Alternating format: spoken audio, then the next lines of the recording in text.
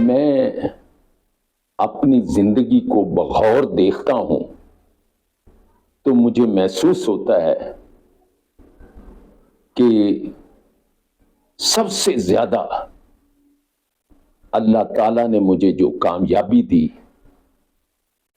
اور مجھے اپنے بچوں کے ساتھ پیار اور محبت دیا، وہ ایکچولی یوں ہے کہ پیار کی کوئی زبان نہیں ہوتی۔ پیار آپ اگر ایک معصوم بچے کو دیکھ کر اچھے پیار سے دیکھیں تو وہ معصوم بچہ بھی آپ کو بار بار دیکھے گا۔ اور میرا یہ ذاتی تجربہ ہے کہ آپ اگر پیار سے ایک کتے کو بھی دیکھیں گے تو وہ بھی دم اپنی ہلائے گا اور شو کرے گا کہ وہ محبت اور پیار کی زبان کو جانتا ہے۔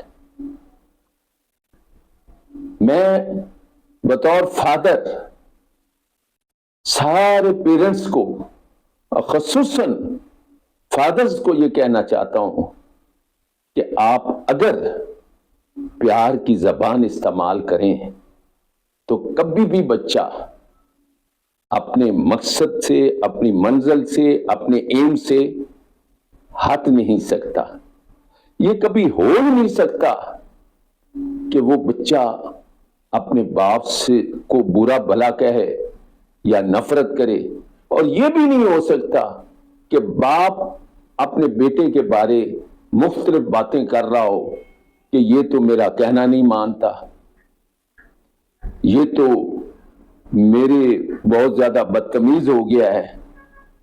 ایسا میں کبھی سوچ ہی نہیں سکتا، کیونکہ لا آف اٹریکشن بھی یہی ہے کہ آپ جس آدمی کو جانتے ہی نہیں ہیں، جس کے ساتھ آپ نے کوئی بزنس بھی نہیں کیا اور اس سے کوئی آپ کا ریلیشن ہی نہیں ہے، کوئی تعلق ہی نہیں ہے، اگر آپ راہ جاتے ہوئے اس کو بھی بڑے پیار سے دیکھیں تو اس کے دل کے اندر محبت اور پیار آ جائے گا۔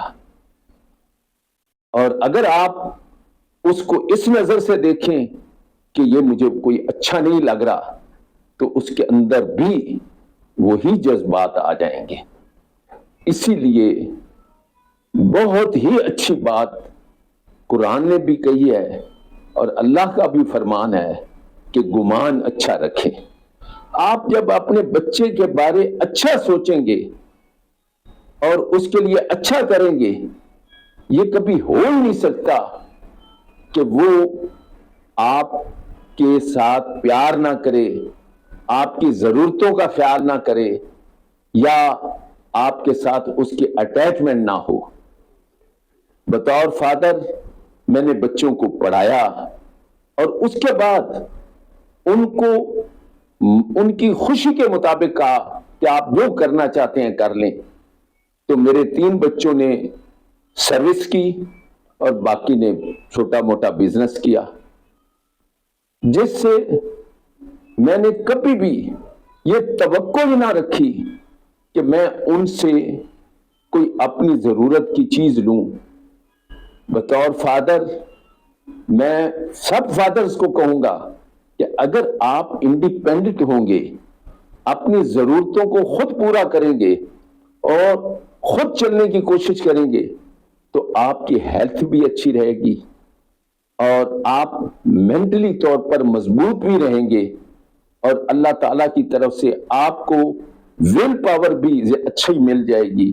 لیکن عموماً طور پر ہم کیا کرتے ہیں کہ ایکسپیکٹیشن زیادہ رکھ لیتے ہیں اور یہ سوچ لیتے ہیں کہ سب کچھ اب میں نے کیا تھا، اب میرے بچوں نے کرنا ہے۔ ایسا کبھی بھی نہیں ہوتا۔ کیوں کہ آپ بے غرض ہوتے ہیں، آپ کو کوئی لالچ نہیں ہوتی۔ جب وہ ماشاءاللہ میرے بیٹے کچھ جاب کرتے رہے، کوئی بزنس کرتے رہے، تو اس کے بعد جب شادیوں کا موقع آیا تو میں نے بالکل اینڈ ٹائم پہ ہر بچے کی وقت پر شادی کی، لیکن ان کی مرضی سے، ان سے پوچھ کر۔ ارینج میں کرتا تھا اور مرضی ان کی چلتی تھی. جہاں انہوں نے کہا یہاں بہتر نہیں ہے تو میں نے بڑے اچھے طریقے سے کہ جس میں اس بچی کی دل آزاری بھی نہ ہو اس معاملے کو وہاں ختم کیا. اور جہاں میں کر سکتا تھا بچوں کے کہنے کے مطابق، یس کہنے کے مطابق، حتیٰ کہ میں اپنی بیٹی سے بھی رائے لی. اور اس کے بعد اللہ تعالیٰ نے مجھے سرخرو کیا. 7 کے 7 بچے ماشاءاللہ میرڈ ہو گئے اور بہت اچھے طریقے سے. اس کے بعد میرا سوچنے کا انداز یہ تھا کہ جیسے میں یہ سوچتا ہوں کہ میری بیٹی کے پاس اپنا گھر ہو، اسی طرح میں نے سوچا میری بہو کے پاس بھی اپنا گھر ہونا چاہیے. میں نے اپنے بزنس کو بڑھانے کی بجائے، اپنے کاروبار کو وسیع کرنے کی بجائے سب سے بڑا قدم یہ اٹھایا کہ باقاعدہ اپنے بچوں کو ہر ایک کو الگ الگ گھر بنا کے دے دیا. اور اس کا فائدہ کیا ہوا کہ ہر بہو اس کو اپنا گھر مل گیا، ہر بیٹے کو اپنا گھر مل گیا. اور ہر بیٹے کے اندر آپ دیکھیں کتنا فائدہ ہوتا ہے بطور فادر. ہر بیٹے کے اندر کانفیڈنس پیدا ہو گیا، وہ اپنی ذمہ داریوں کو خود پورا کرنے لگا. بجائے جوائنٹ فیملی ہوتی، ہم سب اکٹھے ہوتے اور ان کے ذہنوں میں یہی ہوتا کہ اب ساری کی ساری ذمہ داری فادر کی ہے، وہی دروازہ بھی بند کرے گا، گیٹ بھی بند کرے گا، لائٹیں بھی بند کرے گا، اور وہ اپنی اپنی ذمہ داریوں کو سمجھ بھی نہ سکتے. الگ الگ ان کو رکھنے سے مجھے یہ فائدہ ہوا کہ ماشاءاللہ ان کو گھر چلانا بھی آ گیا.